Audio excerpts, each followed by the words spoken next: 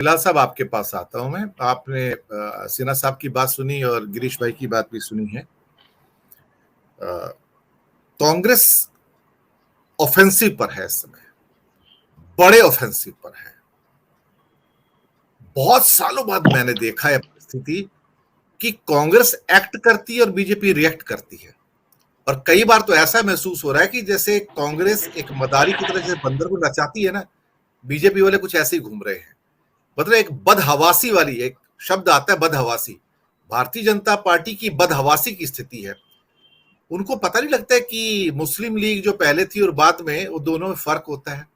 उन्हें ये नहीं पता कि ये इलेक्शन कमीशन के द्वारा मान्यता प्राप्त शपथ ली हुई ये मुस्लिम लीग है। कभी कभी ऐसा लगता है कि इन सब के अंदर बुद्धि नाम की कोई चीज नहीं रह गई है, और एक अपनी बदहवासी के अंदर कुछ भी विरोध करना तो करेंगे। That is called the reaction. ये रिएक्टिव मोड में है, कांग्रेस एक्टिव मोड में है। लगातार इनका जो एक्शन है ना, वो भाजपा को परेशान कर रहा है, और उसका काट, उसकी तोड़ बीजेपी को मिल नहीं रही है कि कैसे इसको काटे एक्चुअली। बिलाल साहब, देखिए वोरा जी, आपने बात अंडर करंट से शुरू करी और आज डिबेट का टॉपिक भी हम लोगों का यही है। देखिए, अंडर करंट जो राजनीतिक परिस्थितियों में कहते ही उसे है कि एक ऐसी परिस्थिति या एक ऐसी स्थिति जिसका ऊपर से तो आभास ना हो, लेकिन जब आप उन परिस्थितियों में उलझ जाएं या फंस जाएं तब आपका पता ना लगे, वही अंडर करंट होता है कि एक ऐसी हवा जो जो आपको ये आभास ना होने दे कि ये आपके विरुद्ध है, और वो वास्तव में ग्राउंड पर आपके विरुद्ध होती है, वो वॉइस आपके विरुद्ध होती है। यही कंसेप्ट अंडर करंट का कहलाता है।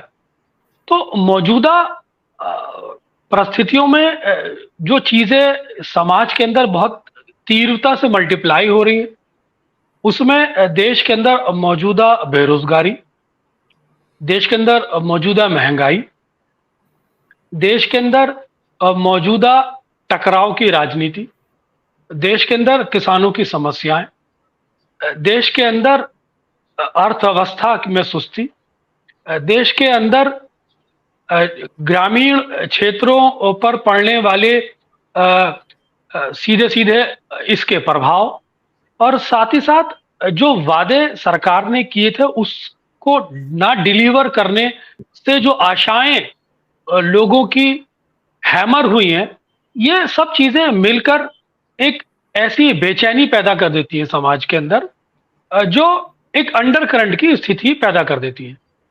मौजूदा समय में जो दो स्टेट्स के चुनाव हुए, जिसमें हिमाचल है और फिर उसके बाद कर्नाटक है, ये इस ओर संकेत कर रहे हैं कि प्रधानमंत्री नरेंद्र मोदी की जो एक ब्रांड वैल्यू थी, जो उनकी कॉल थी, उसका प्रभाव समाज के अंदर एक तरह से निरंतर क्षीण होता जा रहा है।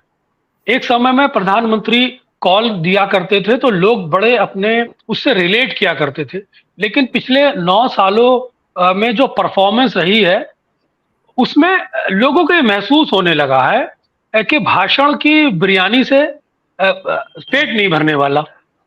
और ये भाषण की बिरयानी सुनने में तो अच्छी लगती है, लेकिन वास्तविकता ये है कि जो लोगों की बुनियादी समस्याएं हैं, बेरोजगारी की समस्या है, महंगाई की समस्या है, ये वो रियलिटीज हैं जिसको सिर्फ आप भाषण की बिरयानी से एड्रेस नहीं कर सकते। उसके लिए आपको एक नीतिगत और व्यवहारिक और एक आपको अपनी नीतियों का एग्जीक्यूशन धरातल तक उतारना पड़ता है। तो ये सारी वो परिस्थितियां हैं जिनके चलते लोगों के अंदर एक बेचैनी है। लोग निरंतर इस सरकार पर सवाल खड़े कर रहे हैं। लोग निरंतर पूछ रहे हैं कि आप जिन वादों के साथ सत्ता में आए थे, उन वादों को पूरा करने की बजाय आप हिंदुत्व की राजनीति पे चले जाते हैं। वो भी इसलिए ताकि आप अपना एक भावनात्मक ज्वालामुखी लोगों के अंदर पैदा करके उनके सेंटिमेंट को एनकैश कर सकें पॉलिटिकली। देखिए, मैं यहाँ एक बात कहना चाहता हूँ, जैसे हमारे और पैनलिस्ट ने भी कही, सभी सम्मानित पैनलिस्ट हैं, जो संघ की जो ये एक हिंदुत्व की राजनीति है, ये इसकी बहुत बड़ी शक्ति भी है और यही इसकी कमजोरी भी है। जब आप हिंदुत्व की राजनीति करते हैं और साथ ही साथ आप ये क्लेम करते हैं कि ये सनातनी व्यवस्था है और सनातन धर्म ही राष्ट्र धर्म है, तो हिंदू समाज के जो इंटरनल कॉन्ट्रडिक्शंस हैं, जो उसकी सामाजिक संरचना है, जिसमें बैकवर्ड्स भी होते हैं, जिसमें दलित भी होते हैं, जिसमें आदिवासी भी होते हैं, जिसमें वंचित समाज भी होती है, ये सीधे सीधे उन पर एक मनोवैज्ञानिक रूप से प्रहार करती है। तो जिस हिंदुत्व की राजनीति के माध्यम से आप एक भाव पैदा करना चाहते हैं पूरे समाज के अंदर, एक एंटी माइनॉरिटी ड्राइव चलाकर, वो समय समय पर रिवर्स पोलराइज भी होता है। वो आपके इंटरनल कॉन्ट्रडिक्शंस को भी उभारता है।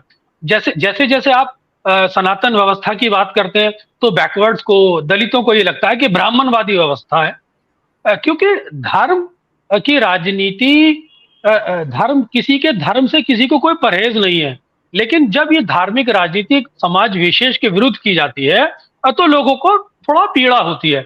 मैं आपको यहाँ एक बहुत माइन्यूट बात बताना चाहता हूँ कि जो हिंदू है ये अपने आप में नाउन है और जो हिंदुत्व है ये वर्ब है। तो आप इसको सरल शब्दों में ऐसा कह सकते हैं कि हिंदू होने का भाव ही हिंदुत्व है। और जब आप इस हिंदुत्व को एक पर्टिकुलर समाज के विशेष लाके खड़ा करते हैं तो एक नेगेटिव भाव से जुड़ जाता है ये, और वो पोलराइज करता है समाज को। वही ये एक कमजोरी के रूप में हिंदू के इंटरनल कॉन्ट्रडिक्शंस में एक दरार पैदा कर देता है, जिसमें पिछड़े कहते हैं कि अगर सनातनी व्यवस्था आ जाएगी तो हमारा स्टेक कहां जाएगा, दलित कहते हैं हमारा स्टेक कहां जाएगा, वंचित कहते हैं हमारा स्टेक कहां जाएगा।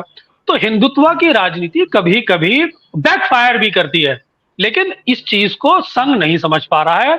वो सिर्फ ये सोच बैठा है कि यही हमारे पास एक जीत का हथियार है, और इस भाव से जो वो मौजूदा समस्याएं हैं उसको जब पाटने की कोशिश करता है, उसको सीमेंटिंग करने की कोशिश करता है, तो ये अंदरूनी बेचैनी एक प्रेशर बन के और डेवलप होती है, और ये प्रेशर ही अंडर करंट के फॉर्म में सरफेस पे आने लगता है।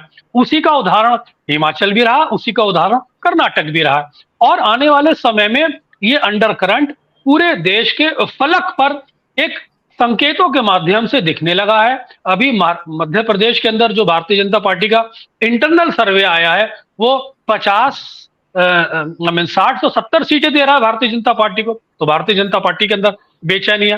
भारतीय जनता पार्टी के इंटरनल कॉन्ट्रडिक्शंस में सामने आ रहे हैं।